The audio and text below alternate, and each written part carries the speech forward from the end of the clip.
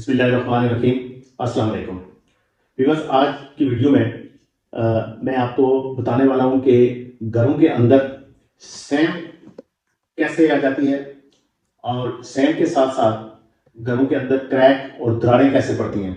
वो कौन सी रीज़न हैं जिनकी वजह से एक घर के अंदर पूरे घर के अंदर सैम फैल जाती है और वो दीवारें भी ख़राब हो जाती हैं, छत भी जो है वो बसा औक़ात ख़राब हो जाते हैं और ख़ुसूसी तौर पर जो फर्श का ऊपर का हिस्सा डीपीसी से ऊपर जो है ना तकरीबन 3 फुट तक जो दीवार होती है, ये तो बसा औक़ात हर जगह देखने में आती है। तो ये कौन सी वजह है, किस रीज़न से ये जो है ना ये डिफेक्ट या ये नक्स पैदा हो जाता है घरों में, इस पर बात करनी है और इसकी जो रेमेडी है ना को ख़त्म करने का जो मेथड है उस पर बात करेंगे। तो सबसे पहले मैं आपको बताऊंगा कि सैम क्या चीज़ है। सैम एक ऐसी बीमारी है कि जो कि पूरे घर को तबाह कर देती है, जिसकी वजह से घर जो है दीमक की तरह, जैसा लकड़ी को दीमक खा जाती है, इसी तरह से घर जो है ना वो तबाह हो जाते हैं। तो इसकी वजह ये होती है कि बेसिकली घर के अंदर से जो है ना जो फर्श है, इसके नीचे फाउंडेशन जो है वहाँ से जो है ना वो डीपीसी सही तौर पर वहाँ पे हमने जो है ना उसको उसके नीचे से प्रोटेक्ट जो है ना प्लास्टर नहीं किया होता, या कोई जो है ना उसके ऊपर जो है ना हमने जो है ना वो प्लम्प बीम्स पे तो जो है ना वो जो के नीचे जो मट्टी है वो ऊपर जो है उसको सही तरीके से जो है ना वो छुपाया नहीं जाता, नीचे प्रेस नहीं किया जाता। वो मट्टी की वजह से जो सैम है वो दीवारों में दाखिल हो जाती है। दूसरी जो वजह है वो ये है कि आपकी जो छत है, छत का लेवल सही नहीं है और छत के लेवल की वजह से जो छत का जो बारिश का पानी है वो जो है ना सही प्रॉपर तरीके से जो है ना वो आगे प्रणाली की तरफ नहीं जाता। तो आपके छत पर पानी खड़ा होने से भी जो है ना आपकी छत के जरिए दीवारों के अंदर सैम आ जाती है। एक और रीज़न है कि आपका जो है ना वो जो वॉशरूम है या पाइप की जो लाइनें हैं, जो कि पानी के पाइप हैं जो वॉशरूम में जाते हैं, किचन में जाते हैं, बाहर से आते हैं, वो कहीं ना कहीं लीक होते हैं, आपको पता नहीं चलता और दीवारों के अंदर पानी रिसता रहता है और करते करते ये एक सैम फैल जाती है।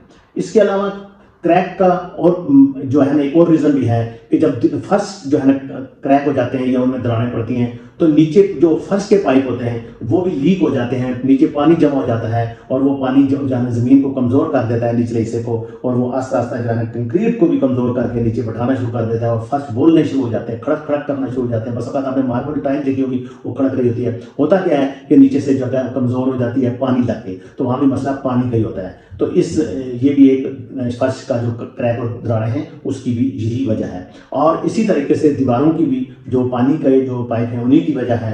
तो आज मैं आपको ये बताना चाहूँगा, अवेयरनेस दूंगा कि आप इस बीमारी से अपने घर को कैसे जो है निजात दिला सकते हैं। सबसे पहली बात यह है कि अगर किसी के घर में जैसे सैम है तो वो देखे कि सैम किस वजह से है।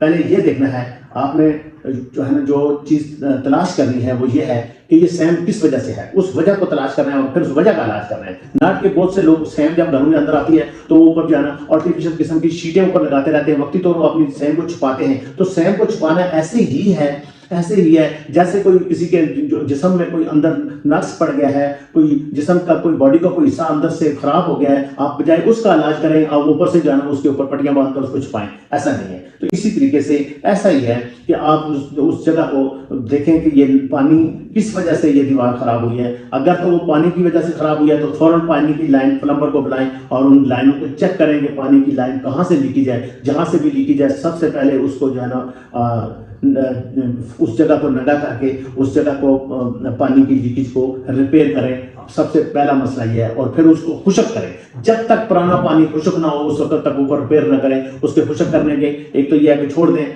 ड्राई हो जाएगा। दूसरा यह है कि उसको तेजाब के जरिए भी खुशक किया जा सकता है और बहुत से केमिकल इस पर मार्केट में है और जो है ना हार्डवेयर की जो है ना ये पेंट वालों की दुकान पर, तो आप उन शॉपों से वो परचेज करके उसको खुशक कर सकते हैं। जब वो प्रॉपर खुशक हो जाए आप चेक कर लें, उसके बाद उसको रिपेयर करना है। इसी तरीके से अगर फर्श की दरार है तो पहले नीचे पाइप रिपेयर करने हैं और उसके बाद जो है ना असल जो है ना वो जो है नक्स तलाश करना है। जब असल चीज़ आपको पता चल जाएगा उसकी जो रिपेयरिंग के बाद आप फर्श के ऊपर दोबारा जो है ना रोड़ी डालें, दोबारा उसी तरीके से उसको रिपेयर करके ऊपर टाइल लगा दें।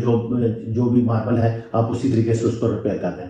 और अगर वो दीवार का प्लास्टर है तो पहले सैम को उस जगह से ख़त्म करें उस तरीके से, और उसके बाद जब खुशक हो जाए तो फिर आप उसकी पेनिट्रेशन करें, उसकी फिलिंग करें। उसको फिलिंग करने का तरीका यह है कि आप ये बॉन्ड के अंदर जो है ना ये एक्रिलिक जो ये लिक्विड है इसको डाल करके मिक्स करके उसका आप ऊपर से उसको जो है ना पेस्ट करें और यानी उसको पेनिट्रेशन करें, फिलिंग करें उसकी।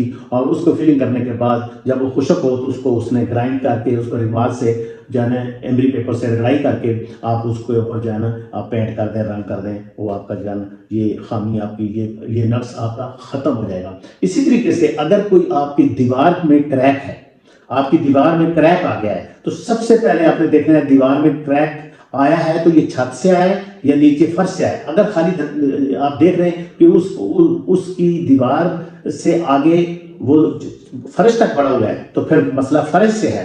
पहले फर्श का आपने काम जो है ना उसको रिपेयर करना है, उसके नक्स को दूर करना है, उसकी जो है ना उसकी दुरुस्ती करनी है। लेकिन अगर सिर्फ दीवार है तो उस दीवार को आपने सबसे पहले दोनों तरफ से खुरच लेना है, खुरच करके देखना है कि ये ऊपर आया जो प्लस्तर के अंदर है, ये प्लस्तर की वजह से है तो उसकी और वजूहत है। उसकी भी वजूहत ये है कि कहीं प्लस्तर में गैस जो है ना वो जमा हो गई, या फिर उसकी एक और वजह भी है कि आपने उसको सही जो है ना प्लस्तर को तराई नहीं किया था, या पहले दीवार भी तार नहीं थी फिर उसके बाद प्लस्तर की तराई नहीं की, तो ये भी एक वजह हो सकती है। तो उसको आप रिपेयर कर दें। लेकिन अगर आप उसको खुरचते हैं और अंदर से उसकी जो स्लाट है वो उसकी जो दीवार भी आपस में जुदा है, उसमें जो है ना दरार पड़ी है दीवार में, तो सबसे पहले आपने दीवार का इलाज करना है। दीवार के लिए ये है कि आप उसको सबसे पहले एक्रिलिक जो लिक्विड है उसमें जो है ना बॉन्ड जो है ना डाल के थोड़ा सीमेंट और बॉन्ड को मिक्स कर लेना है। बॉन्ड जो है ये मजबूत कर देता है किसी भी जो है ना जगह को। तो आपने वो डालना है, उसकी आपने फिलिंग करनी है, उसकी जो है बड़ी प्रॉपर फिलिंग करनी है। और उसके बाद आपने उस फिलिंग के ऊपर आपने जो है ना एक ये जो वायर होती है स्टील वायर, इससे कीलें लगा करके, मिस्त्रियों को पता है इस चीज़ का, और आप उसको क्रॉस तारें मार दें ताकि आइंदा वो दीवार जो है ना अगर कहीं से हिल रही है तो फिर उसका हिलना वहाँ से दोबारा ना हिले।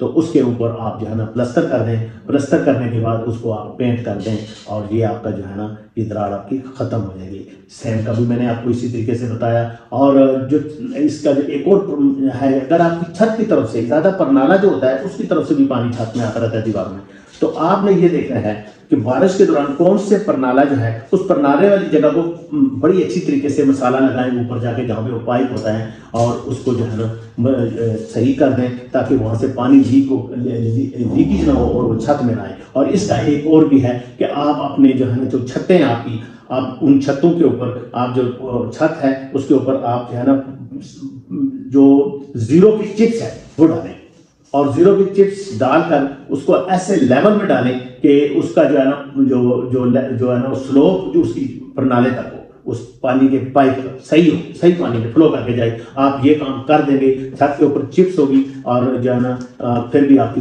दीवारों की लीकेज खत्म हो जाएगी। तो ये आज की जो एक इंफॉर्मेशन थी आजकल की घरों के अंदर बहुत ज़्यादा है, क्योंकि घरों में जो है ना घर जब बन रहे हैं तो उनमें बहुत कोताहियाँ हो रही हैं और उनमें गलतियाँ हो रही हैं, उनकी वजह से जो है ना ये एक सैम और क्रैक और दरारें पड़ जाती हैं। तो इनसे बचने के लिए मैंने आपको जो है ना इनकी वजूहत भी बता दी और इनके ऊपर मैंने आपको बता दिया कि किस तरीके से दूर की जा सकती हैं। अगर अभी तक आपने मेरा चैनल सब्सक्राइब नहीं किया तो इसको कर लीजिएगा ताकि आपको हमारी मुफीद वीडियो पहुंचती रहे। और अगर आपको मेरी ये वीडियो अच्छी लगे तो इसको शेयर कर लीजिएगा, इसको जो है लाइक कर दें ताकि आप और हम कनेक्ट रहें। आप हमें देखते हैं, सुनते हैं। आपका बहुत शुक्रिया।